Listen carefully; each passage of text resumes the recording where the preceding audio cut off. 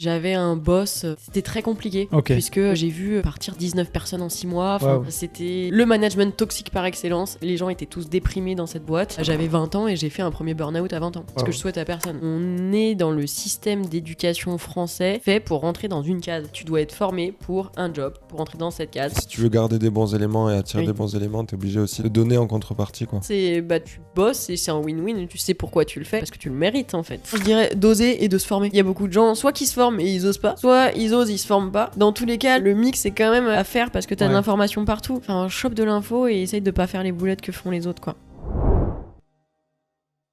Bienvenue à tous dans ce nouvel épisode de Limo sans cravate. Aujourd'hui, on accueille Emeline Siron. Salut Emeline. Salut. Merci d'être là. Pour la petite anecdote, Emeline, on a essayé de tourner un épisode ensemble il y a quelques mois à distance. Il y a eu beaucoup de problèmes techniques, on n'a pas pu sortir l'épisode, on était très tristes. Et finalement, Emeline est de passage sur Toulouse, donc on en a profité pour la réinviter dans le podcast. Donc voilà, merci d'avoir accepté l'invitation un peu de dernière minute. Second round. C'est ça. C'est vrai que ça s'est fait en plus sur le pouce comme ça. Ah vraiment, vraiment sur une story. Ouais, c'est ça. Mais donc mais du coup merci d'avoir accepté aussi vite, quoi. C'était cool. Voilà, très content de te recevoir. Ouais. Alors, on va parler de plein de choses dans cet épisode. On va parler un peu de ton parcours, de ce que tu as pu faire dans l'immobilier. Peut-être aussi parler colocation, parce que on sait que c'est un sujet où tu as pas mal d'expertise et qui intéresse aussi nos auditeurs. Et après, voilà, plein de sujets autour de l'investissement comme d'habitude. Okay. On va se laisser un peu... On se laisse porter. Exactement. Par la discussion. C'est ça. Est-ce que tu pourrais te présenter et après nous dire comment tu es arrivé dans l'immobilier ? Ok. Donc, je m'appelle Emeline, j'ai 30 ans, je viens d'Issy-les-Moulineaux, dans le 92. Ma présentation, je vais essayer de le faire court et efficace. Donc, je suis investisseuse et entrepreneuse. J'ai une petite cinquantaine de locataires, un organisme de formation professionnelle 100% digital. Et voilà. Moi, c'est court. C'est bref. C'est bref. Et du coup, qu'est-ce qui t'a amené à mettre le pied dans l'immobilier ? D'où c'est venu ? Alors, le pied dans l'immo, mes parents, vous savez, les parents un peu à l'ancienne qui se disaient « Bon, je vais essayer de faire un placement » et ils se disent pas « Ouais, je vais louer un appart ». Là, c'était plutôt « Je vais faire un investissement d'une résidence secondaire et puis je vais la retaper, je vais faire quelque chose, quoi ». Donc là, ils ont commencé avec ça, avec une maison où ils ont fait beaucoup de travaux. Honnêtement, j'ai connu 26 ans de travaux. Ah ouais. Je crois qu'ils l'ont vendue, elle était même pas finie. C'est la maison en Normandie. Ils avaient acheté une ancienne boulangerie qu'ils ont voulu retaper intégralement. Okay. Et 200 mètres de maison à retaper soi-même, c'est improbable. Surtout quand tu bosses la semaine. Et surtout, c'est loin, donc c'est que le week-end et tout ça. C'est ça. Ouais.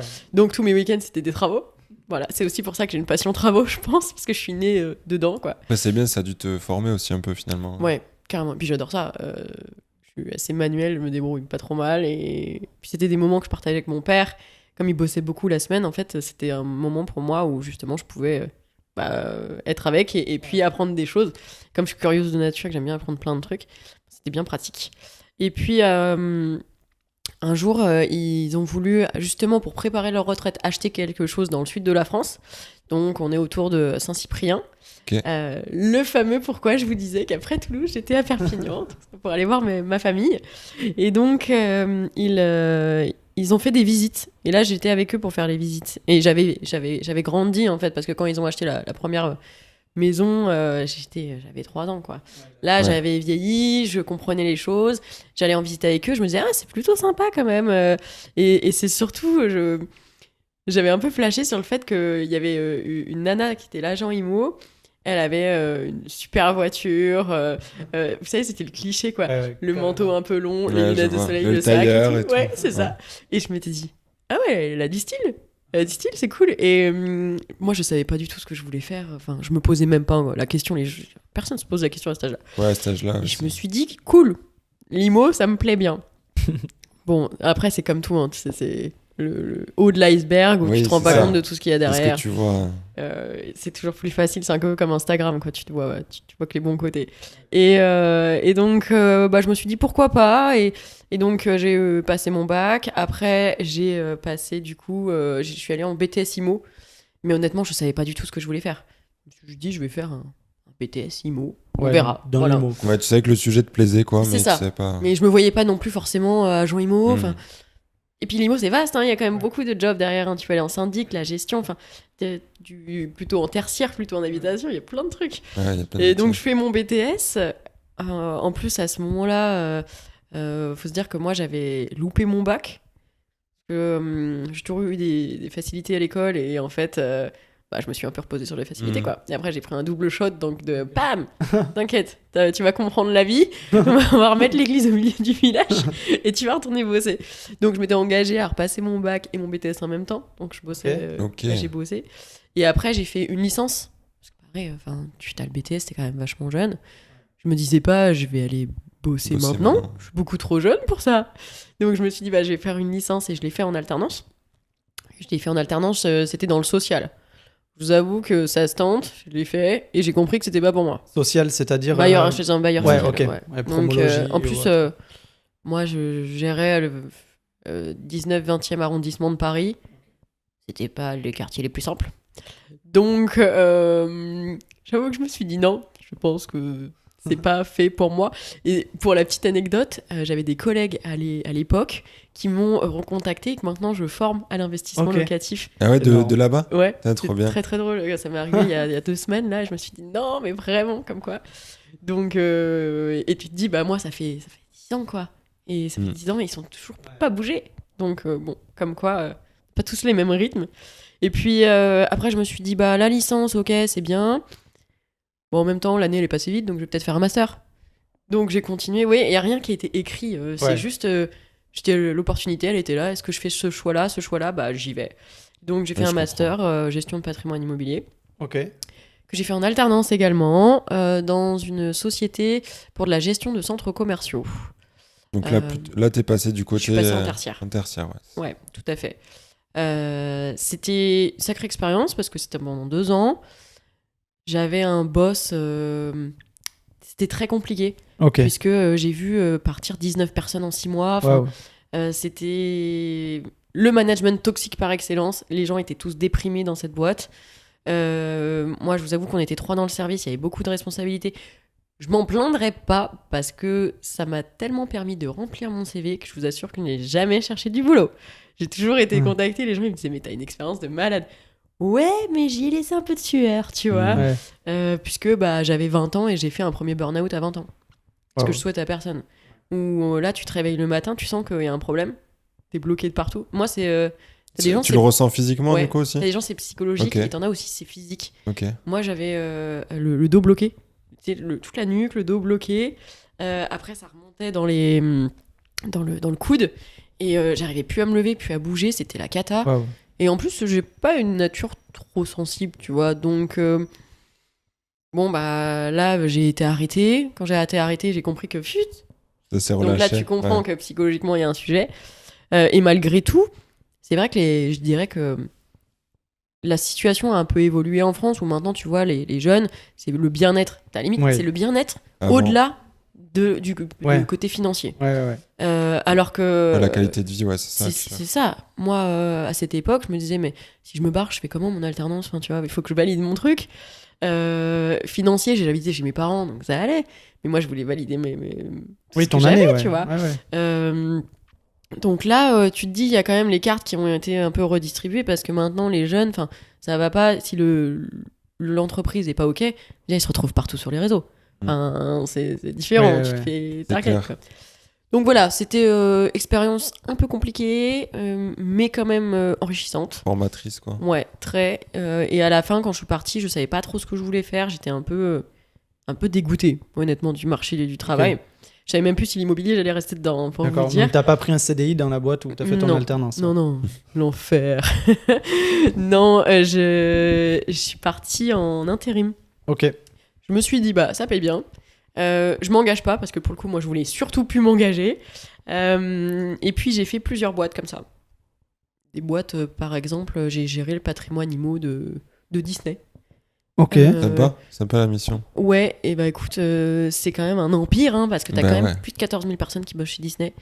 as des minibus qui te baladent de bâtiment en bâtiment, c'est un truc dingue. C'était une très belle expérience. Après, c'était trop loin de chez moi. Je mettais 1h30 le matin, 1h30 le soir, donc c'était compliqué. Et c'est un peu à l'ancienne, tu vois, ils n'avaient pas automatisé et tout ça. Donc j'imaginais autre chose. Après, j'ai fait des boîtes comme Swiss Life, voilà, ce genre de société.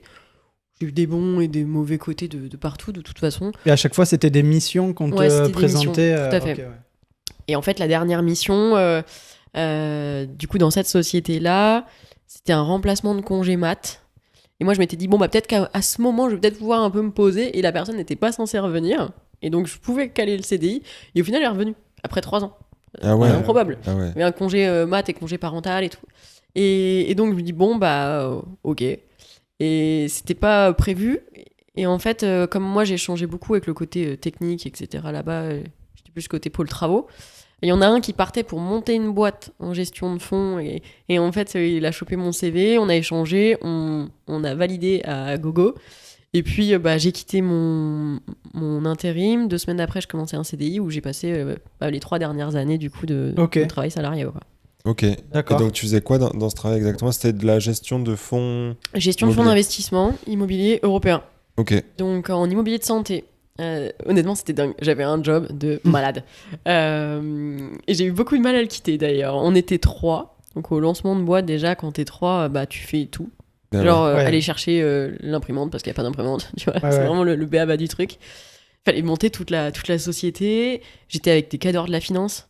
Donc, moi, j'avais le gros pôle IMO et ils m'ont apporté le pôle financier. C'était des requins aussi. Donc, j'ai appris beaucoup de choses, beaucoup de techniques, beaucoup de. Tu te rends compte que la vie, c'est pas un bisounours, quoi. Donc, c'était assez dingue. Et en fait, mon job, ça consistait où tu vois des gros établissements de retraite où il y a des cotisations, tout simplement. Et bien, en fait, ils nous donnaient de l'argent qu'on allait placer et on reversait des dividendes annuellement. D'accord. Dans l'immobilier de santé. Tout ce qui est résidence senior, EHPAD. Alors, résidence senior, c'est un peu à part parce qu'il y a aussi une partie habitation dedans. Mais plutôt clinique, hôpitaux, EHPAD. J'ai fait dialyse, tout ce qui va être psychiatrique aussi, ce genre de choses. Okay. Donc, je vous cache pas que en typologie d'actifs, c'est sensible. Parce qu'en plus, à chaque fois, j'allais visiter les blocs. Donc, j'étais habillée vraiment avec tout l'attirail et tout. J'avais 2 établissements psy en Belgique, où là, en plus, on est sur des jeunes. Donc, c'est vrai que ça fait flipper. Ouais, ça doit faire... Ça fait peur. Ça fait peur, ça fait mal au cœur. Ça choquer un peu, ouais. C'est dur. Moi, j'ai déjà eu des visites techniques avec des gars sur place pour refaire des toitures, des trucs avec de l'amiante et tout. Et j'ai les gars qui avaient des petites larmes à la fin et qui étaient bouleversés, quoi. Ouais, c'est sûr qu'on n'a pas l'habitude de voir ça. Avec le temps, tu te blindes et ça va, ça semble... Enfin, c'est la santé, on est là pour ça. De toute façon, on vient aussi apporter une offre de santé. Donc, c'est ça que j'aimais aussi beaucoup dans mon job, c'est que j'avais un vrai sentiment d'utilité. Ouais, tu sentais que ça servait à quelque chose, les bâtiments que vous mettiez à disposition, quoi. On a fait... j'ai fait la construction d'un hôtel pour patients dans les Hauts-de-France de 4000 m². Donc, tu vois, t'arrives, t'as un terrain vague et là, tu fais pouf. Après, il y a 4000 m². Voilà, génial. J'ai fait un EHPAD en Italie, à Ticina. Ouais, c'était dans toute l'Europe, tu l'as dit. C'est ça. Oui, c'était toute l'Europe. Donc, c'est vrai que je voyageais énormément.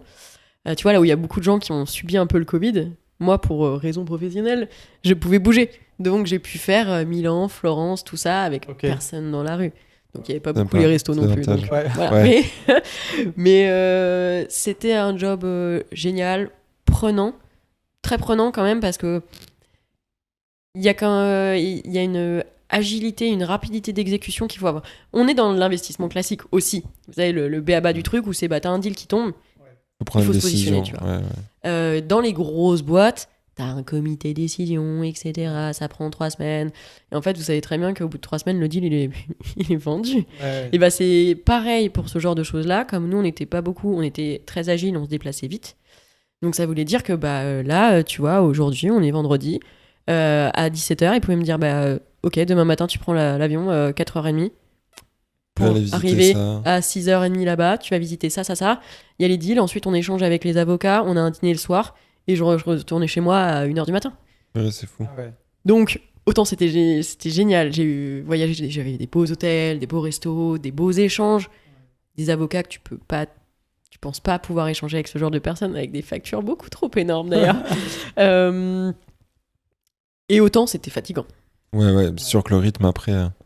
Ouais, un job comme ça, mêler vie perso et vie pro, ça doit pas forcément C'était la guerre. être évident. Ouais. J'ai appris à faire ma valise en 2-2, Ouais, tu vois.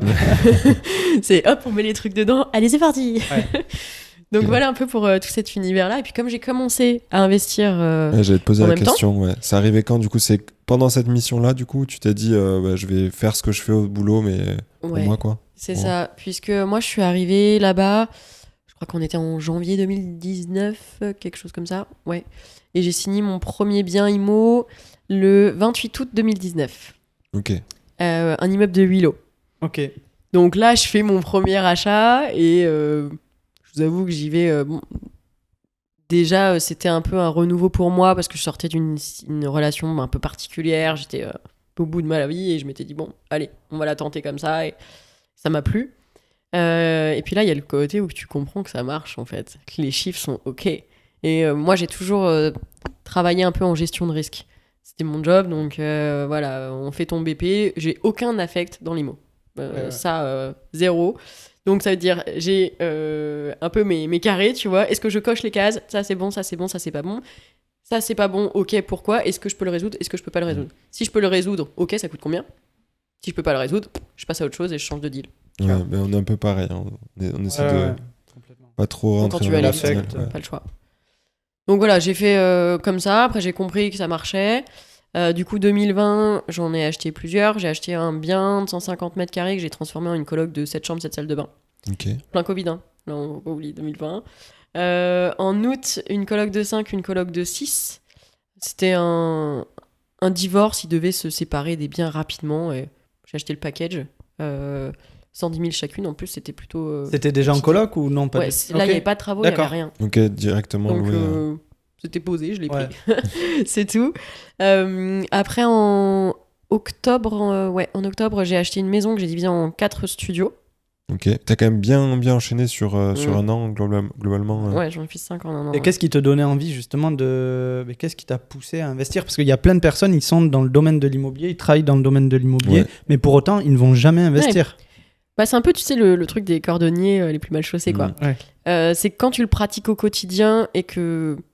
Mais en fait, c'est un peu pour tous les jobs pareil. Quand Je suis t'es d'accord. consultant dans une boîte, pourquoi est-ce que tu fais pas consultant pour toi et au lieu de donner des zonos à ta boîte, tu les prends toi-même? Enfin, c'est juste que je pense que on est dans le système d'éducation français fait pour rentrer dans une case. Tu vois, tu dois être formé pour un job, pour rentrer dans cette case et participer à la collectivité. Tu vois, et donc, c'est plus un esprit collectif qu'un esprit individuel. Et heureusement qu'il y en a, hein, d'ailleurs. Ouais, ouais. Alors, mais quand tu commences à élever un peu l'esprit et à prendre du recul et à te dire ah ouais, mais en fait, mais moi je prends, je sais pas, 200 balles la journée en consulting alors que ma boîte elle prend 2000. Ah ouais? Ouais, Ah ouais, c'est- vraiment? Et tu te dis, bah ok, pourquoi pas. Et quand ouais, c'est ça, tu contonnes un peu ton cerveau à comprendre que bah, c'est possible de faire autrement. Bah, là, tu prends conscience un peu de la dimension de la chose, quoi. c'est clair. Ok. Donc t'as bien enchaîné sur cette année-là au final? Ouais, fin d'année, du coup, j'ai acheté mon plus gros projet, 230 mètres carrés à peu près, pour un co-living de 8 chambres. 8 chambres, 4 salles de bain. Ouais. Là, c'était un paquebot, celui-là. Ouais. Du coup, 2021, j'ai fait tous les travaux. Là, c'était gestion de travaux, du coup, j'ai dû monter une équipe travaux. Pour tous les apparts que t'as achetés Ah ouais, c'était la guerre. l'année d'avant, du coup, C'est la ouais, guerre. tu m'étonnes. Parce que, Déjà bah, avec un chantier, je ça sors peut de être galère. Covid. Ouais. Puis là, j'avais mon job en même temps. Donc, je courais partout. Je pense que j'ai dû avoir une sale tête à ce moment-là. Donc, ouais, 2021, gestion de travaux, j'ai fait plus de 450 000 euros de travaux à ce moment-là. Ok, pas mal. J'ai dû carrément, j'avais un entrepreneur, mais qui était tout seul. Donc, le gars, demain, Ouais. tu vois. Et je disais, bon, alors, gestion de chantier, on va faire ça, et ça, ok. Du coup, moi, ce qui était bien, c'est que ça me permettait de faire la négo de gros, parce que je lui faisais son chiffre de la Ah ben oui, de Ouais. l'année. là. l'année, voire même un peu plus. Donc, je lui dis, par contre, moi, je peux pas me permettre d'attendre 3 ans pour mes chantiers. Donc, je l'ai aidé à recruter. Ouais, j'allais dire, est-ce qu'il est vraiment resté tout seul pour faire tout ça parce que Non. ça aurait pris 3 ans Non, sinon, quoi. mais par contre, c'était pas un manager, tu vois. Ok. Donc, je l'ai aidé à recruter. J'ai monté la boîte. Je lui ai expliqué combien de chiffres il devait faire par mois. Là, je l'ai aidé à recruter. Du coup, ça veut dire que je me suis carrément créé un espace sur Pôle emploi pour aller moi-même faire le recrutement et créer l'équipe avec le couvreur, C'est fou. Ok. le T'as pu monter plaquiste. une boîte de le ci- bâtiment, quoi, à ce moment-là. J'aurais pu. Mais c'est pas évident parce que tu touches aussi à des niveaux, je dirais. C'est un peu sensible comme sujet, mais je dirais des niveaux de salaire où tu vas avoir des gens qui vont te réussir à te dire non, mais en fait, je gagne plus en étant au chômage. Ouais. Et donc, en termes de. On est dans la catégorie socio-professionnelle est pas simple à gérer. Parce que tu as aussi des gens qui s'en fichent royalement de venir bosser. Mais c'est une vérité. Et moi, l'équipe, je l'ai fait monter à 10 personnes. Parce qu'il y a du monde, Wow. quoi. Et il fallait un chef d'équipe, tu vois. Donc, c'était le couvreur qui était chef d'équipe. Mais après, en fait, il s'entend pas avec l'autre. Donc, ça va pas. Et puis, t'as les gars aussi qui disent, qui viennent pas bosser le matin. Ouais, qui te plante. Et qui te disent rien. Ouais. Et il me dit, bah non, le plaquis, c'est pas venu. Comment ça, le plaquis, c'est pas venu? Ok. Bon, après, t'as aussi les problématiques de papier. Où les gens, tu penses qu'ils ont les papiers, que tout est fait, tout est ok. Et en fait, non. Pas du tout. Donc moi, j'en ai un où le voisin, il était pas content, ça faisait du bruit. Il a envoyé la gendarmerie. Il a fait un contrôle de papier. Oh là là. En plus, c'était le meilleur élément. J'étais dégoûtée. Et puis, il s'est fait envoyer au camp, là, à Calais, ou je sais plus Oh quoi. là là. Et après, du coup, moi, ils m'appellent tous. Je dis, mais les gars, moi, je suis au taf. Je suis au taf, je suis au Portugal. Comment vous voulez que j'aille le chercher? Donc, je suis passée par des moments où c'était lunaire. Ça doit être incroyable. Et en même temps, moi, ce qui me faisait plaisir, c'est que la personne que j'ai aidé à monter la boîte, j'ai aussi vu son évolution. Parce que là, il était tout seul, il pataugeait un peu, c'était compliqué, il avait eu des galères avec son boss d'avant. Là, il y a l'équipe, tu vois qu'il achète une voiture qui est un peu mieux, il vit un peu mieux, et puis il rachète un camion. Puis là, tu te dis, ouais, ok, ça fait plaisir de voir T'as les vraiment autres participé réussir, quoi. activement à ça aussi. C'est quoi. ça. Et puis sa femme, du coup, elle s'occupait des appartes par rapport le ménage, etc., pour accueillir les locataires. Donc il y a un réel écosystème qui s'est créé. Et puis malheureusement, pour la famille, ils ont eu pas mal de soucis de santé. Et il a été obligé de clôturer l'activité parce qu'il y a eu des gros problèmes. Tu l'avais trouvé où, cet artisan? Alors écoute, en fait, c'est pas parce que je suis du milieu de l'IMO que je me suis pas fait avoir. Je me suis fait avoir. Et le tout premier artisan que j'ai pris, j'ai eu des malfaçons, j'ai fait 3 constats d'huissier.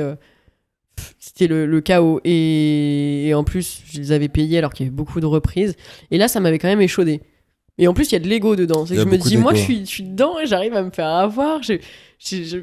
Improbable. Mais ouais. Et Ça arrive à tout le monde, en hein. fait, j'ai demandé un contact, tout simplement, à l'agent IMO qui avait un autre contact, etc. On me l'a donné. Je vous avoue que je traînais des cas de fer, quoi. Ça veut dire que le gars est arrivé. Bon, j'ai fait des recherches partout sur Internet. En plus, comme par hasard, son nom de famille, ça me le déclare comme quoi il était mort. Et là, je lui dis, écoutez, bon, on va pas y aller par 4 chemins. Est-ce que vous êtes vivant?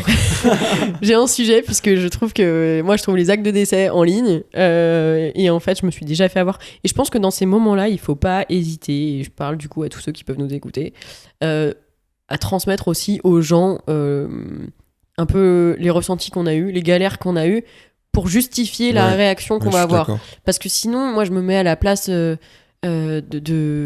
l'entrepreneur.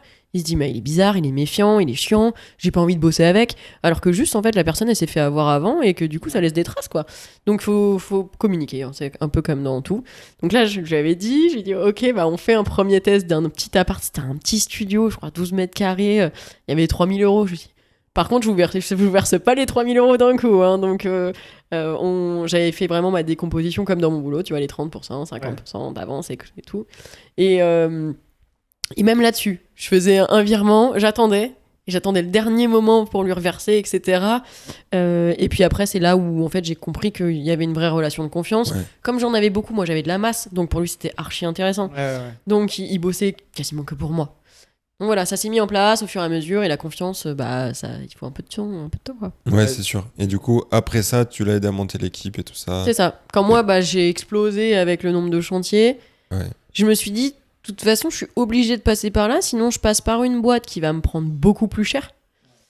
Donc je préfère donner de mon temps pour l'aider à grandir, lui, et quand même baisser mon coût de travaux, parce que moi, j'ai eu aussi des coûts de travaux assez... Important.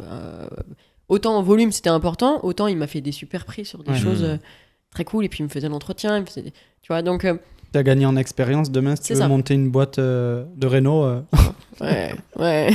Non, mais déjà ouais, sur la gestion de chantier, comment ça se passe pour organiser une équipe, les plannings et tout ça. C'est ça. J'avais les rendez-vous de chantier le lundi, après le vendredi.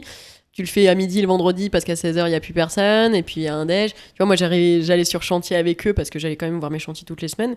Souvent, j'y allais vendredi. Je sais que vendredi, c'était grec pour l'équipe, tu vois. Parce que c'est la base. C'est comme ça que ça se passe. Et je buvais des bières avec eux. Et le classico. Enfin, faut être friendly avec les gens. C'est comme ça qu'ils ont envie de te le rendre aussi, quoi. Carrément. Complètement. Trop bien. Mais c'est vrai que c'est pas évident de recruter les bons artisans. On connaît... nous, on a du mal. Les gens avec qui on échange, ou même les membres de Sans Cravate aussi, c'est vrai que c'est compliqué à trouver. Et puis quand il y en a un qui est bon, généralement, il est complet pour longtemps. Donc, ça, tout à fait. Et puis le pas cher coûte cher, au final. Ça, mais vraiment... Là, voilà, on en est dans la preuve. Oui. Et pourtant, c'est un peu... et c'est pas qu'avec les artisans. Moi, je l'ai vécu aussi avec la compta. Au tout début, quand j'avais fait... parce que j'ai commencé par de la SCI et non pas par du nom propre classique. Il fallait que je trouve un comptable. Et je me disais, casse les pieds de payer 1 200 € là, à l'année. Ça va manger mon cash flow et tout. Et j'ai pris une société qui s'appelle adopteunexpertcomptable.com. Ok. Pas mal le nom déjà. Et parce que c'était attractif, c'était en ligne, ok. Et je me suis dit, c'est pas adopte un mec, tu vois. On part dans la compta. Quel enfer. C'est là où vraiment le pas cher coûte cher, quoi. Parce que la boîte, il y a eu énormément de turnover, ils suivaient pas les dossiers. Ouais, tu devais pas avoir trop de suivi. C'était l'enfer, aucun suivi. J'ai envoyé les pièces, il se passait rien. Ils ont oublié de déposer ma compta. Ils m'ont rappelé, tu vois, là on est pour mai, juin, tout ça. Ils m'ont rappelé en octobre en me disant, au fait, votre compta. Mais les gars, il y a longtemps que j'ai changé d'expert comptable, je vous ai pas attendu. En plus, dans ces moments-là, c'est compliqué parce que quand vous signez une lettre de mission avec un comptable et que vous voulez changer d'expert comptable, il faut avoir l'aval de l'ancien cabinet, parce que ça passe par l'ordre des experts comptables pour valider que vous avez bien payé l'émission, et que du coup, ils peuvent récupérer les documents, notamment les fichiers FEC, c'est les fichiers d'écriture comptable. Sinon, c'est pas possible. Donc, sauf que moi, étant donné qu'ils étaient tous morts là-dedans, il n'y a personne qui répondait, qu'est-ce que tu voulais que je récupère quelque chose ? Donc, c'était une tannée. Donc, le cabinet qui a récupéré ça, pas dingue, ça a été compliqué. Donc j'ai dû m'engager à signer sur 5 ans avec eux. Au final, je me suis également fait avoir avec le cabinet comptable parce qu'ils étaient nuls. Tu te dis 3 SCI, une holding, 2 LMNP, 3 LMNP. Ils m'ont envoyé les docs la veille pour les déposer le lendemain. Ok ? L'enfer. Ils se sont plantés dans les affectations de mes amortissements. J'ai perdu plus de 12 000 €. J'ai dit deg. Et comment tu l'avais sur internet juste t'avais trouvé comptable? On me les a conseillés. Ok. Voilà, on me les a conseillés. Et du coup, comme on me les avait conseillés et que c'est quand même des personnes dans l'investissement qui sont un peu connues qui me l'ont conseillé, moi je l'ai conseillé, mais même notamment à mon banquier. Tu vois, j'ai échangé avec lui, je lui ai dit attention à ta compta quand même. Il a été regardé, il s'était tellement planté qu'il allait passer en LMP alors qu'il devait rester en LMNP. Enfin, tu te dis donc attention à la compta. Erreurs, quoi. Des grosses erreurs, il n'y a pas que dans les travaux où le pas cher coûte cher. C'est ça. Moi, je préfère maintenant baisser un peu mon cash flow, mais avoir des gens où je suis tranquille, quoi. Parce que... C'est sûr. Trop important. La tranquillité n'a pas de prix, ça vient bien de là. Trop bien. Merci pour ce retour d'expérience. T'as acheté pas mal de biens sur cette période-là. Tu nous en as parlé un peu. T'as fait beaucoup de colocations et notamment le gros co-living. Tout à fait. Donc là, on est donc 2021, je gère tous les travaux. Pour vous dire, 2021, en août, j'ai 26 personnes qui sont 26 étudiants qui sont arrivés, quoi. Qui rentrent, quoi. Ouais. Fou, sur une semaine. Et là, tu te dis, wow, c'est la guerre. Ok. Donc, c'était chaud. Enfin, j'avais exactement, du coup, c'était 19 chambres, etc. à meubler. Mais vous imaginez, moi, les travaux, je bossais. J'avais un conjoint j'ai toujours, mais j'ai eu la chance de le garder, quoi. Et je me retrouve à devoir monter 19 lits, 19 bureaux, 19 chaises, meublé, quoi. 19 tout. Ouais. Et puis moi, je mets des télés dans chaque chambre. Et tu poses toutes les télés et tu te dis, bon Dieu, j'espère qu'il n'y a pas un problème sur la série et que je vais pas me retrouver avec quelque chose à devoir démonter toutes les télés. Donc c'était long, j'en pouvais plus de monter. 19 lits, en plus, c'était des lits coffres et tout, c'était l'enfer. Ah ouais. L'enfer. Donc après, j'en ai fait quelques-uns et je vous cache pas que j'ai payé mon équipe technique pour qu'ils me filent un coup de main parce que j'arrivais plus.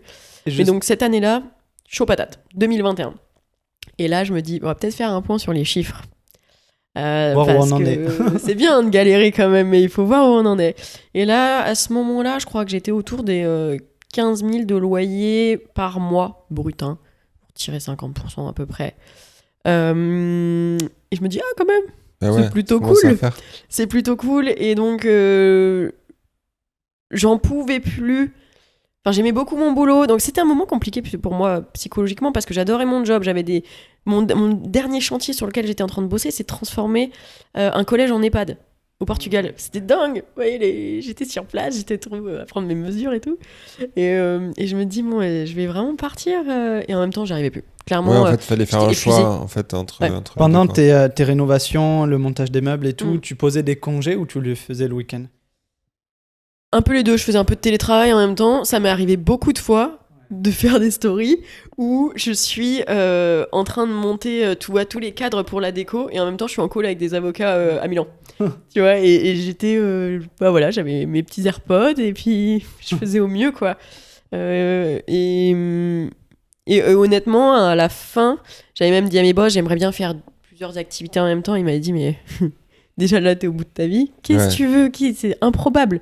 Et je les comprends. À leur place, j'aurais dit non aussi. En plus, j'avais une clause d'exclus. Donc, c'était pas possible. Et en fait, pendant les vacances, je me dis, bon, il va falloir que je parte. Il va falloir que je leur annonce. On arrive je me rappellerai toujours. Il y a des dates qui marquent quand même. Oui. Le 5 septembre 2021. Et ils me disent, ok, fin d'année, truc de malade, on a trop de deals à faire, etc. Bon, ok. Et en fait, ils étaient tellement excités. Il y avait tellement de projets. Je leur ai dit, écoutez, les gars... faut que je vous annonce un truc. Genre le truc, tu vas te faire larguer, tu sais. Faut qu'on parle. Ouais, ça met direct dans l'ambiance. C'est ça. Et je leur ai dit, bah, je vous aime trop, mais en fait, je peux plus faire que bosser pour vous. Il va falloir que je bosse pour moi. Parce que là, je travaille pour votre compte bancaire. J'ai envie de bosser un peu pour le mien, quoi. Et ils ont essayé de me retenir quand même. Ils l'ont bien pris, entre guillemets. Ouais, ils l'ont très bien pris. Parce que je l'ai bien fait en même temps. Je suis pas partie comme ça en one shot. Je leur ai dit, je pars dans 6 mois parce que je veux trouver la personne, j'aimerais la former, Comme ça se passe bien. Et puis, en même temps, on était comme ça. On passait notre vie ensemble parce j'étais en déplacement H24 avec eux. C'est comme si on partageait nos Airbnb tout le temps, quoi. Donc, ouais. Et ça a été dur, je l'ai fait. Et puis après, du coup, j'ai quitté mon job le 28 février 2022. Ok. Voilà. Et entre-temps, j'avais signé pour 2 autres apparts en Ile-de-France. Un dans le 92, un dans le 94, 2 colocs de 3. Avant de plus avoir le CDI. Tout à fait. Là, j'ai été Ouais. chaud patate, tu vois. Ouais, t'as été chaud parce qu'au Fallait final, mettre le dernier coup. C'était... au final je sais pas combien tu gagnais à l'époque, c'est pas trop le sujet, mais t'as quand même réussi finalement à pas mal lever de dette, ouais. lever de dette, quoi. J'étais à 2850 net. Ok. Donc, je dis, en plus, par rapport à mon job, et pas dingue du tout. Ouais, C'est juste que comme la boîte, elle était relativement récente, ils pouvaient pas normalement. Oui, et puis t'étais une forcément junior payer plus. aussi. J'étais tu l'époque. sais, c'est le côté t'es junior, mais en vrai tu fais tout, du coup voilà. Mais voilà, donc je quitte mon job, j'ai 2 investissements, je m'associe avec Thomas Rigaud, donc mon associé, pour monter l'organisme de formation pro digital Donc Evermind. Evermind Formation. Pourquoi? Parce que moi j'étais pas mal sur Instagram et en fait je vous avoue qu'au début je partageais juste ce que je faisais, quoi, autant mes déplacements pro que mes invests, mes galères, les trucs cool, pas cool.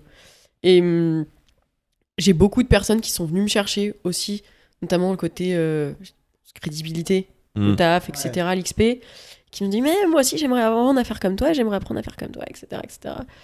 Et je me disais, ouais, là moi j'ai pas le temps, hein, vous êtes mignons, mais ça va être compliqué. Donc j'ai fait traîner le truc et mon associé du coup actuel est venu me chercher, il m'a dit, écoute, le faire à deux, ça va peut-être être beaucoup plus simple que toi le faire toute seule. Et les choses se sont faites, enchaînées, et ça a été extrêmement vite, puisque on a sorti la boîte en mai 2022. Donc tu te dis, je suis partie donc début mars, quoi. Mais ça y est, c'était fait, c'était acté, c'était sorti. C'était le 8 mai exactement que j'ai fait la sortie du programme. Au début, t'as un peu le syndrome où tu crois que ça va pas marcher, puis t'es pas sûr. Ouais. Tu te dis, bon, je lance, je sais pas, une petite formation, on va essayer, voilà. Et en fait, en 3 jours, on en a vendu 80. Ouais, c'est fou. Ça a été Parce dingue. que l'audience que t'avais déjà à l'époque ou... Oui, après, Ouais. j'avais même pas 3000 abonnés, tu vois. Ok. C'est juste... c'est là où tu te dis, il peut y avoir dans des milieux comme ça énormément de concurrence, mais ce qui compte, c'est toi. C'est la personne que t'es, c'est les valeurs que tu transmets. C'est pas juste, je sais pas, où j'étais plombier avant et je me suis dit, tiens, j'ai acheté un appart et tiens, je vais faire de la formation, tu vois. Moi, tu peux me parler d'IMO pendant 400 000 heures, genre, j'ai de la passion, c'est dans les veines. Et en fait, ouais, 80 personnes en 3 jours, ça s'est fait très vite. Et c'est vrai que moi, j'ai un esprit beaucoup plus business, boîte, développement, start-up, tu vois. Je prends du recul là-dessus et mon associé lui, il avait un peu plus de mal à déléguer au début. Et, on va recruter direct. Donc pour septembre, j'ai fait grossir l'équipe. On est monté à 10 personnes. Ok. Wow. Donc Ça allait très très vite. Ça allait vite. Ah ouais. Fallait y aller. Les gens, quand ils demandent du service, il faut aussi pouvoir leur donner le service que tu as envie de mettre en place, tu vois. Donc j'ai recruté. Après, c'est pas évident parce que nous, on a une boîte 100% à distance. Ouais, donc même toute l'équipe est en remote et tout Tout ça. le monde est en remote. Bah, mon associé, il est Aix-en-Provence, tu vois. Moi, je suis à les Moulineaux déjà, donc voilà. Effectivement. Et j'en ai à Angers, à Tours. J'en ai même une qui est en Tunisie, qui fait les allers-retours, etc. Enfin, et ça marche extrêmement bien. Après, j'ai fait redescendre l'effectif parce que c'est comme tout, tu prends de l'expérience, tu te rends compte qu'il y a des postes que tu prends mais qui sont pas forcément indispensables, donc tu préfères compléter sur autre chose. Là, on est 7, et l'équipe est parfaite, tout le monde a sa place, et ils sont 300% avec nous. Tu vois, même pour l'histoire, ce matin, moi, je me suis levée, j'ai fait... parce que comme on est à distance, tous les matins, on fait une morning routine à 8h30 en visio. Ok. Obligatoire. Un petit call pour lancer la journée, quoi. Un 35 minutes, 40 minutes. Ah, quand même. Chacun a 3 minutes pour dire qu'est-ce qu'il a fait hier, qu'est-ce qu'il va faire aujourd'hui. C'est un peu le fonctionnement des boîtes de services, surtout de dev. Ouais. Les devs font beaucoup ça. Ouais. De se faire le petit point le matin et pour c'est dire. obligatoire parce que comme on est à distance, il faut que j'ai quand même une ligne directrice sur toute la boîte. Comme ça, j'en ai pas un qui peut me sortir. Ah, j'étais pas au courant. Alors ça, ils peuvent pas, tu vois. Tout le monde sait tout dans la boîte. Et en fait, tous les matins, c'est comme ça. Après, il y a des éléments qui se font dans la journée, il y a des réunions, il n'y a pas de problème. Et là, ce matin, j'en ai un qui est en off aujourd'hui. Et je le vois et je lui dis non, mais j'avais envie de vous voir. Ok, Welcome, hein, pas de souci, nous on te prend avec plaisir. Hein, mais ils sont engagés, ils sont top et ils y croient et c'est ça qui est important. Puis c'est pas évident aussi de recruter des gens pour le full télétravail parce que t'as aussi, puis moi c'est des jeunes, des gens qui ont besoin d'un cadre, d'avoir des gens au quotidien qui sont derrière eux, qui leur disent tu vas faire ça, tu vas faire ça, tu vas faire ça. J'ai eu beaucoup de... Je vais pas dire du turnover, mais j'ai dû mettre fin à beaucoup de contrats quand même. Avant de trouver les bons éléments. Pour être transparente avec vous, là ça fait un peu plus d'1 an, puisque j'ai commencé en septembre. Il y en a eu 12. Qui ont bougé. Il y en a viré 12, ouais. Parce que moi aussi, je fais des erreurs. J'ai fait des erreurs de recrutement. T'en as qui enjolivent un peu leur CV. T'en as où tu vois bien que ça marche pas. Moi, à distance, sachant que chaque poste est vraiment indispensable, s'il y en a un qui bosse pas, je le sais. Hein. Tu vois, tu le vois en fait. Tu te dis, écoute, non. Ou t'en as, ils viennent avec toi et en même temps, ils vont faire du freelance à côté, alors que déjà, t'as la masse de travail. Tu te dis, je suis pas l'armée du salut, tu vois. Ouais, c'est clair. Donc, non, mais très dur, le sujet. De toute façon, c'est pas évident, ça. Humain, recrutement. C'est très, très dur. C'est le plus dur, je pense, pour chaque entrepreneur. Ouais, c'est ce qui revient le plus souvent, en tout cas. Ouais. Partout, dans tous les métiers. Il faut les garder, les gens. Donc, moi, j'ai une partie en alternance et j'ai du CDI. Ils sont extrêmement bien payés. Justement, je préfère avoir un peu une équipe à la Warren Buffett. C'est petite équipe, mais par contre, full patate, quoi. Ouais. Donc, ils sont tous très bien payés, ils sont tous intéressés. Et du coup, ils savent pourquoi ils bossent, tout simplement. Ouais, mais je pense que c'est important de le voir comme ça et pas d'essayer de gratter.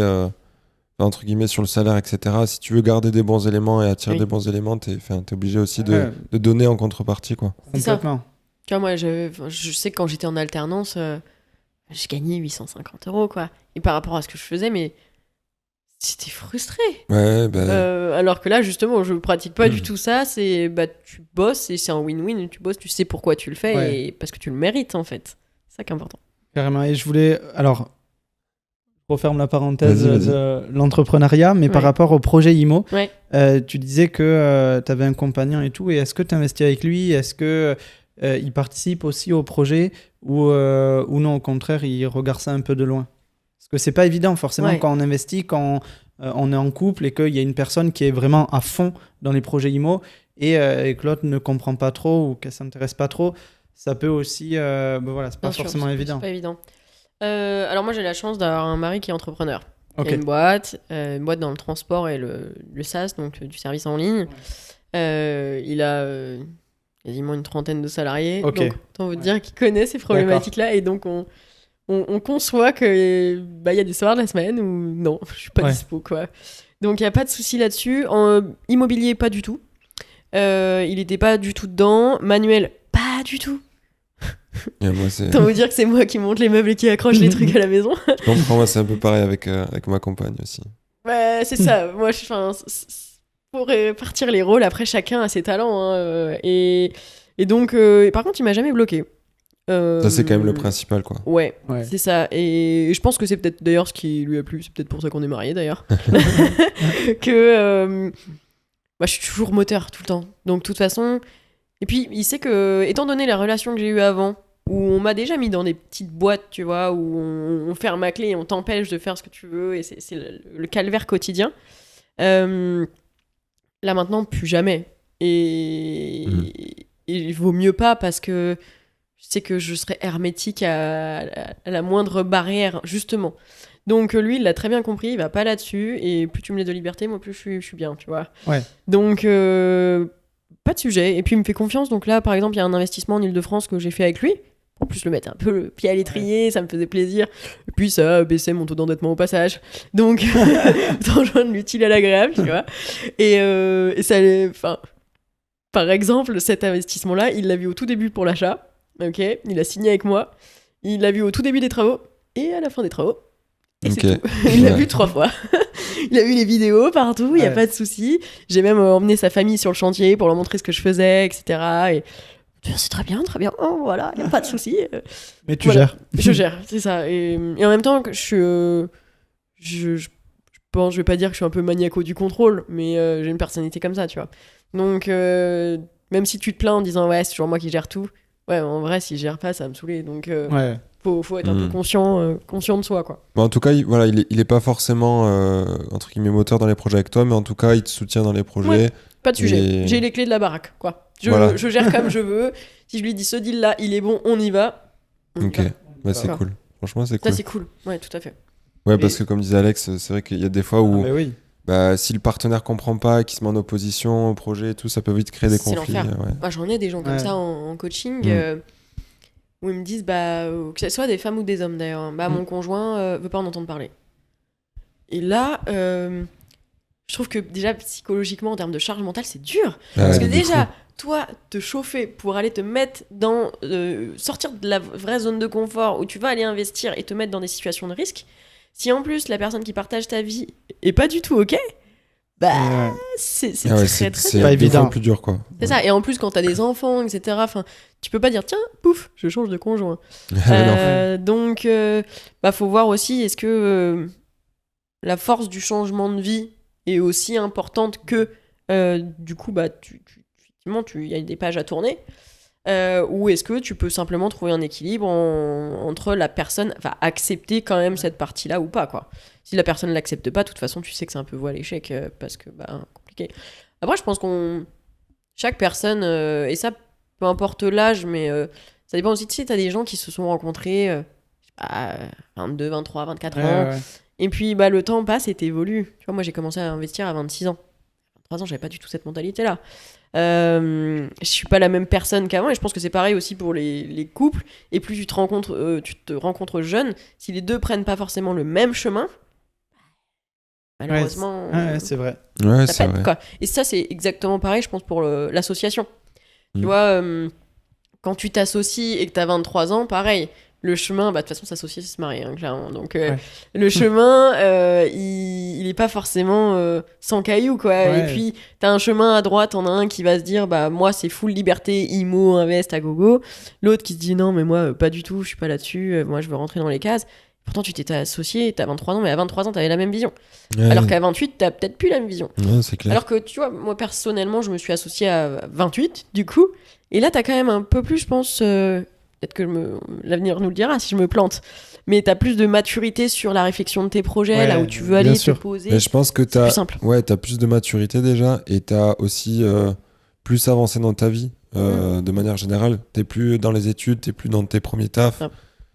Potentiellement, t'as trouvé un conjoint. Donc, enfin, je veux dire, t'es quand même dans un stade de la vie aussi où t'es plus avancé, tu sais plus où tu veux aller, quoi. C'est ça, tu sais où tu veux aller. C'est la vision. Hein. De toute façon, Ouais. tant que t'as la vision qui est commune, Ouais. après les erreurs de parcours, tu les corriges. Quand t'as la vision qui commence à péter, c'est pas bon. Yes. Bah, en tout cas, super intéressant cette petite parenthèse.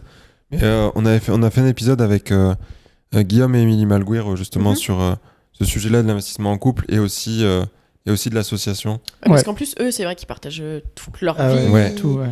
À deux. Tu vois, moi, je pourrais pas monter une boîte avec mon conjoint. Non. Ah ouais, ça t'énerve. toi. Non. Non, ça va. L'invest. Non, mais en fait, je prends trop de place. Ouais. Tu vois. Et ce serait pas bon. Tu vois, ce Ah ouais. serait pas bon. Et même lui, on en a déjà parlé. Autant on est très entrepreneurs tous les deux, mais chacun a sa place. Ouais. Mm. Et chacun a son besoin de reconnaissance aussi de son côté. Le faire à deux. Ouais, parce qu'en plus, vous êtes tous Ouais. les deux entrepreneurs, donc il pourrait y avoir des synergies. Après, Ouais, ça, mais. Tu sais, t'as aussi. Je sais pas, je pense que tu peux pas avoir deux coques dans une basse-cour. Tu vois. C'est sûr. Je pense que c'est compliqué. Et après, t'as toujours un rapport dominant-dominé. Et quand t'as deux coques, t'en as toujours un qui veut prendre le dessus. Et moi, je serais pas dominée, tu vois. Donc, après, le problème, c'est que je vais plutôt aller ramener des problèmes dans mon propre Bah ouais, couple. en Ouais. fait, Alors qu'il n'y en avait pas là-bas. Ouais. ouais, c'est ça. En fait, sûr. ça fait en fonction des gens et tout, mais bien sûr, ça peut. Elle était pas mal cette image. Ouais, ouais, Je Après, pense faut que ça bien, va parler. Ouais. faut bien délimiter les rôles. C'est ouais, ça. mais je Mais pense c'est pas que évident. ouais, je pense que c'est quand même compliqué parce que c'est-à-dire que déjà, enfin, en fonction de ce que tu fais, mais potentiellement, du coup, t'es H24 avec la personne, c'est-à-dire qu'il y a même plus Ouais. de côté professionnel ou Ouais. personnel pour chacun, quoi. Je veux dire, tout est mélangé, c'est. T'as intérêt à avoir des loisirs quand même assez distincts. Ouais, ouais. S'il y a de la place pour en faire, parce que quand t'as Ouais. beaucoup de boulot, souvent tu les mets un peu de côté. Parce que tu te dis, ça veut dire que toute la journée tu parles de la même chose. Et puis, tu sais, c'est agréable aussi de se retrouver le soir et de dire, bah t'as fait quoi, t'as fait ça. Mais ouais, et en plus, tu ramènes potentiellement les problèmes C'est ça. ou pas à la maison, quoi. C'est-à-dire, Ouais. Tu coupes rien. Ouais. Mais après, je conçois et je trouve ça très cool ceux qui y arrivent. mais hein. je pense que ça dépend des caractères, hein, tout simplement. Moi, je pourrais monter une boîte avec ma compagne, mais elle, je pense qu'elle pourrait pas avec moi. C'est un autre sujet. Quand il y en a un qui pourrait, pas l'autre, tu te dis, ok. Et pourquoi Posez les bonnes questions. Parce que je pense que, tu vois, par exemple, là, on parle beaucoup à monter une boîte de marchands ensemble dans les années à venir, mais je pense qu'elle ferait beaucoup trop de choses et ça la gonflerait. Moi, je trouverais le projet, je le négocierais Ouais. et après, elle ferait le reste. C'est Ouais. mignon, le reste. Tu Tout le sais, reste, quand c'est- tu dis juste le reste.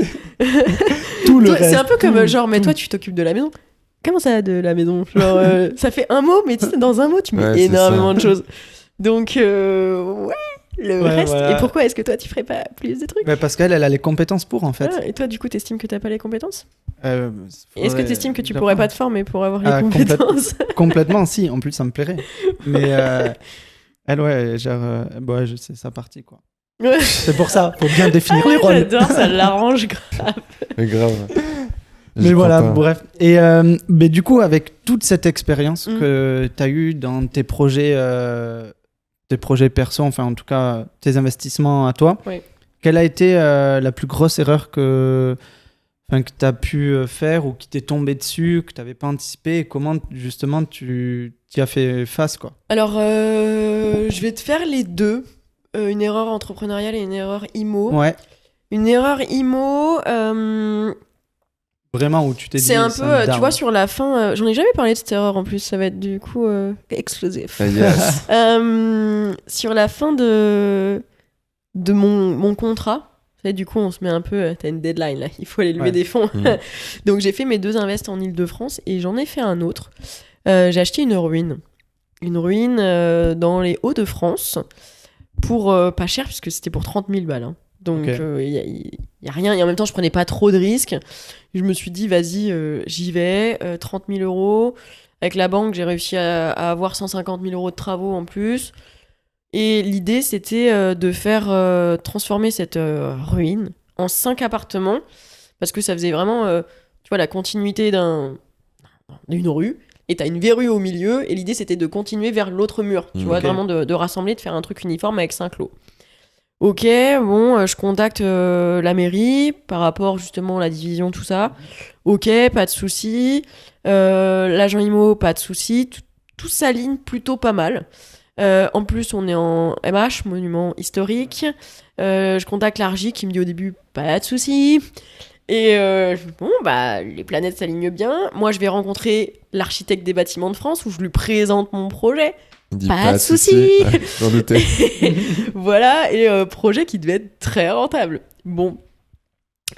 Et en fait, souci. Souci, puisque ils ont décidé de relier le PLU de la plus grosse ville à côté Ok. à celui-là. Du coup, bah, permis de diviser, place de parking, Oh là là. plein centre-ville, et il n'y a pas le délire des 300 mètres, etc. Pas du tout. Donc, il me demande, c'était 5 places de parking, où je pouvais absolument pas, enfin, même pas en caser une, donc improbable. Et deuxième souci, c'est que c'est la période où il y a eu le côté inflation, guerre en Ukraine, tout ça. Ok. Et du coup, le coût des matériaux a doublé. Ah et oui. donc, bah, je me suis retrouvée avec un projet où je devais faire 5 apparts et je pouvais plus qu'en faire un. Waouh. Ok. Et en plus, mon chantier qui devait être relativement rentable et safe en termes de matériaux, de 1, j'ai mon artisan de l'époque où je vous ai dit problème de santé. Donc lui, paf, Ouais. voilà, puis out. Il y a Coup- tout qui s'est coup dur. défoncé. Plus les matériaux qui doublent. Donc moi, bah, question renta, en fait, j'ai posé mes chiffres et je me suis rendu compte que si je refaisais l'intégralité de projet pour un seul bien, parce que je me suis dit, sinon je crée un Airbnb, une Love Room, comme c'est à 1h30 de Paris, pourquoi pas, tu vois, un seul lot, d'accord. Et je me suis dit, ok, bah après tu poses tes chiffres et tu te rends compte que ben, le coût des travaux, c'est exactement le coût que tu vas le revendre. Du coup, je me suis dit, bah, j'ai pas le temps de taper toute la réno pour rien. Mm. Et quand je vous dis une ruine, c'est une vraie ruine. Hein. Il y a tout Mais à refaire. Ah Du ben coup, là, il y avait quand- un permis de construire à déposer pour. Oui. Ouais. Rien. Enfin, tout était Ouais, à ouais. recréer, quoi. Donc, et étant donné, en plus, que là, si je déposais un permis, même pour une déclaration préalable, comme moi, j'avais acheté en SCI, il me demandait également une place de parking. Parce que Comment DP, ça SCI égale place de parking. Ok. Je dis, ok. Donc là, c'est... Alors, c'est une erreur... parce que je pense que j'aurais pu faire plus de due diligence et que peut-être que j'ai été pressée dans le timing. Ouais. Alors, ça va T'as parce fait- que en j'ai fait, t'as dépensé 30 000 euros et que je vais pouvoir la revendre quand même. Peut-être que si ça se trouve, je vais perdre 10 000 balles. T'as et pas fait c'est les pas travaux grave. du coup dessus depuis? Non, elle est là. J'ai Ok. 3 ans de différé, je paye 72 euros Ouais. par mois. Elle est là. Ça va. Elle est toujours là en place. La verrue est bien présente ici, tu vois. En plus, la mairie a aucun intérêt à laisser ça, si Bah c'est au ouais. centre de la commune, à laisser Ouais. une verrue. C'est ça. Ouais, mais après, moi, c'est aussi. J'ai même pas continué de faire du forcing côté Ouais, mairie, ouais. étant donné que coût travaux, Ouais, Oui, c'était ça plus, passait boulette pas. aussi, quoi. c'était plus rentable quoi. Donc, bah voilà. Donc là, je sais que je vais essayer de la revendre et de la revendre plutôt à l'état. Genre, prenez la patate chaude, tu vois. Comme quoi, bah, j'ai pas eu le temps non plus. Tu peux creuser. Je pense qu'il y a quand même quelque chose à faire en changeant en mode Love Room. Mm. 1h30 de Paris, il y a une espèce de micro-dépendance à aménager où tu peux faire peut-être un petit sas avec un jacuzzi, tu vois. J'ai la vision du truc, juste j'ai pas du tout envie de porter le projet. Ouais, je comprends. Bah, surtout comme tu dis, si tu vois que les travaux déjà, t'as... Après, tu peux le revendre en projet à un investisseur en faisant des plans, C'est des ça. visuels et hop, tu refais Bah, le c'est ce bébé. que je vais quoi. faire, je pense, Ouais. tu vois. Parce que Et je me dis, ça va que j'ai pas mis trop cher dedans. Mais Ouais. oui, ça reste Heureusement. maîtrisé quand même. Ça reste c'est une boulette, Ouais. mais c'est une bébé boulette. Ouais, tu voilà. vois. Boulette maîtrisée. Boulette maîtrisée. Après, en entrepreneuriat, pareil, c'est un truc dont j'ai pas parlé, tu vois, mais il y a. Je dirais que c'est plus un échec qu'une boulette, d'ailleurs. Il y a début d'année, j'ai voulu me pousser sur de la gestion de patrimoine. D'accord ? Donc j'ai voulu sortir une boîte en gestion de patrimoine et c'est quand même long. C'est pas juste une boîte dans le digital. Là, t'as des habilitations, t'as des choses à avoir, enfin c'est beaucoup plus long. Tu déposes un dossier pour l'ORIAS il y a 2 mois, une carte T il y a 1 mois, enfin tout est excessivement long. Donc on commence à avancer, 3 associés, dont mon associé actuel. Et moi, vas-y, j'y vais, chaud patate, on y va, je passe les habilitations. Donc j'ai passé CIF, donc conseiller en investissement financier, IAS, courtage en assurance, IOBSP, courtage en crédit, le dépôt de l'ORIAS, la carte T, tout ça, j'y vais, chaud patate. Et en même temps, c'était pour créer une plateforme en gestion de patrimoine. Donc là, t'as du digital, t'as un peu plus de trucs, c'est... Voilà, il y a du boulot, quoi. Et, mais c'est un milieu que j'aime beaucoup parce qu'il y a du financier et ça me tenait à cœur. Ok. Et en fait, écoute, la boîte aurait dû sortir fin septembre. Et il s'avère que, problématique d'association. Donc, avec le 3e. Avec le 3e, il y a eu un vrai sujet où la personne avait pas la même vision. Que ça s'est pas forcément... Alors si... Clairement, faut que j'arrête de me mentir à moi-même. S'il y avait eu des signes auparavant. Ouais. Mais je pense que quand t'as trop envie de sortir un projet, tu te voiles trop la face, tu vois. Ouais. Et en fait, il y avait eu déjà des petits sujets et je me disais, bon, c'est pas grave, mais en fait, porter le truc. Ouais, t'as ce truc des fois de te dire, tant pis, on est lancé, on va aller jusqu'au bout, même si t'es pas forcément satisfaite à 100% de l'association. Tout à fait. T'as ce petit côté-là et... En fait, c'est t'y dangereux, vas, tu vois, et tu te dis, on a 3 bons profils, 3 entrepreneurs, chaud patate, on y va. Donc, la boîte, on bosse dessus, et puis j'y ai mis beaucoup d'énergie quand même, parce qu'on se voyait toutes les semaines. On bossait ensemble, c'était un ami.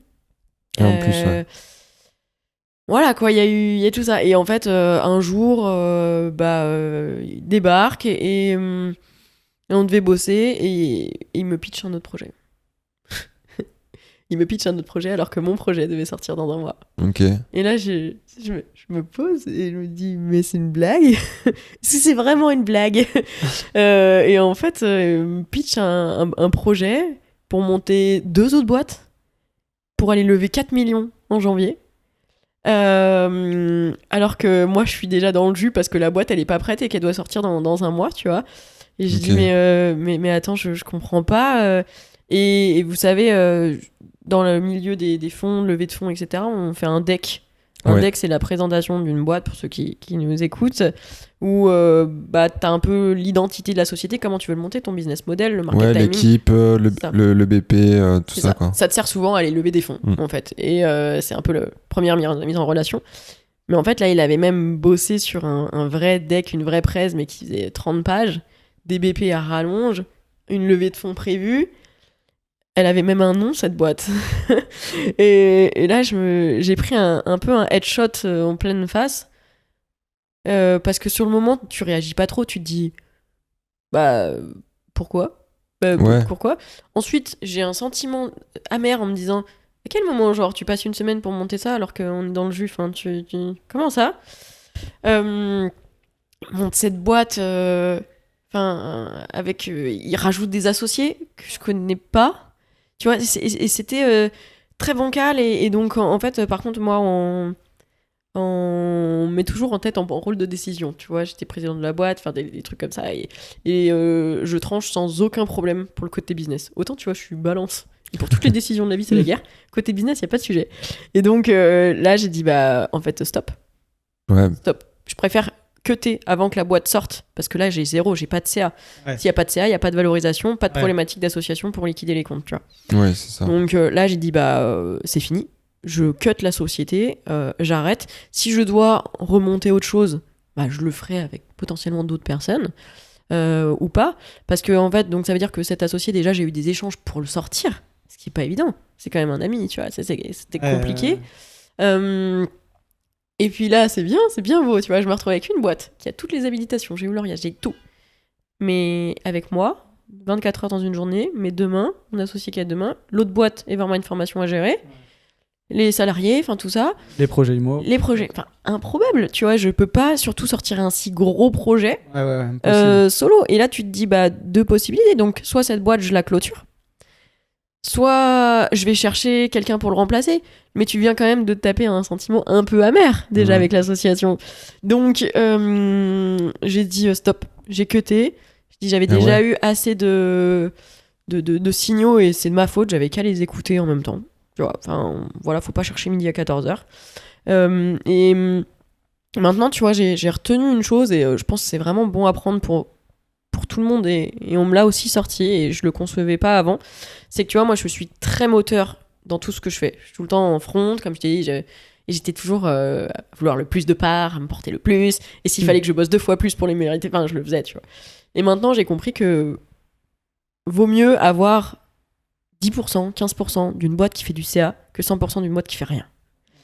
Donc là je suis plutôt dans une optique de même si je te connais pas particulièrement, mais t'es bon dans ce que tu fais et t'as besoin d'un accompagnement où moi je peux t'aider sur mes domaines de compétences, peut-être aussi d'un peu de fonds financiers ou autre chose, en fait viens, on parle de ton projet, viens, si je peux mettre dans ta boîte, moi je prends des parts minoritaires et je te laisse gérer et c'est toi qui es en front et je te fais confiance et je vais te porter avec, mais c'est toi qui vas porter la boîte. Ouais, donc dynamique investissement quoi.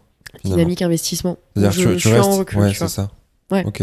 Parce que j'ai compris que je pouvais pas avoir 40 boîtes et puis être à la tête de tout et tout gérer. Bah oui. En termes de charge mentale, c'est improbable. Ouais, non, et ça va pas non plus avec la vision que j'ai de la vie, tu vois. Oui, c'est ça. Parce qu'il faut que ce soit aligné aussi avec, effectivement, avec la vie de famille que tu vas avoir, avec tes loisirs, etc.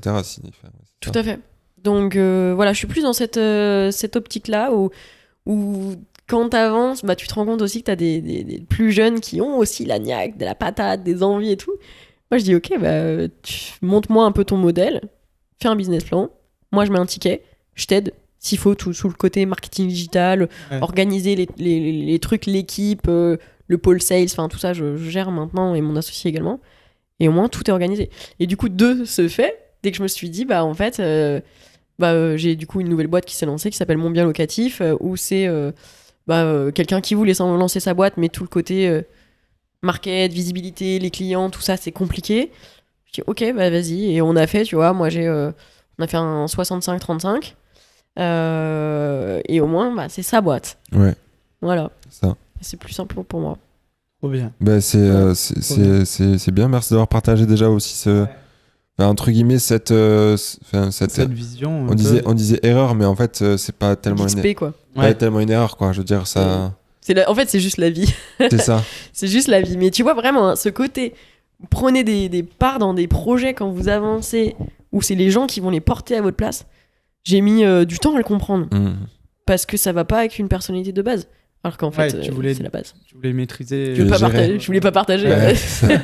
C'est ça. Il faut partager dans la vie, c'est bien. Ok, trop bien. Petite question qu'on aime me poser en fin d'épisode. Si tu avais un conseil à donner du coup à quelqu'un qui voudrait se lancer dans l'immobilier, ce serait quoi ? Ok. Ah ouais, parce que je crois que j'ai fait tout ça dans tout l'épisode déjà. Oui, sinon t'en as donné pas mal déjà. Alors je dirais d'oser et de se former. Parce que si il y a beaucoup de gens, soit qui se forment et ils osent pas, soit ils osent, ils se forment pas. Dans tous les cas, le mix est quand même à faire parce que t'as de l'information partout, que ce soit sur internet, dans les livres, Enfin, chope de l'info et essaye de pas faire les boulettes que font les autres, quoi. Yes, très bon conseil, je pense que c'est bien complémentaire, comme tu disais. Si on veut te retrouver pour échanger avec toi, parler IMO, ouais. Où c'est qu'on te retrouve, où c'est qu'on peut parler avec toi? Alors plutôt Instagram, comme vous savez, Realimo, REL-IMO. D'ailleurs, je sais pas si on t'a déjà posé la question, mais ça vient d'où? Ça vient de nulle part. Okay. Tu sais, il n'y a pas toujours besoin d'une explication. Je crois pas à cette théorie, mais... Non, oui, la vraie vie, quoi. Ouais, c'est ça. Ouais. Et quand j'ai commencé, c'était ça, puisque moi, j'avais rien à vendre en même temps. Je montrais juste le terrain au quotidien où je me levais à 5 heures pour aller sur le chantier et que je passais ma journée à monter des meubles avec ma perceuse, tu vois. Okay. C'est juste tout ça. Simple. Tout simplement. Donc, Realimo, je suis sur LinkedIn aussi, Emeline Siron. Et puis voilà, c'est largement suffisant. Trop Ouais, bien. très bien. Merci beaucoup, Emeline. Merci beaucoup. À À bientôt. bientôt. À bientôt, Bye bye. ciao. Ciao.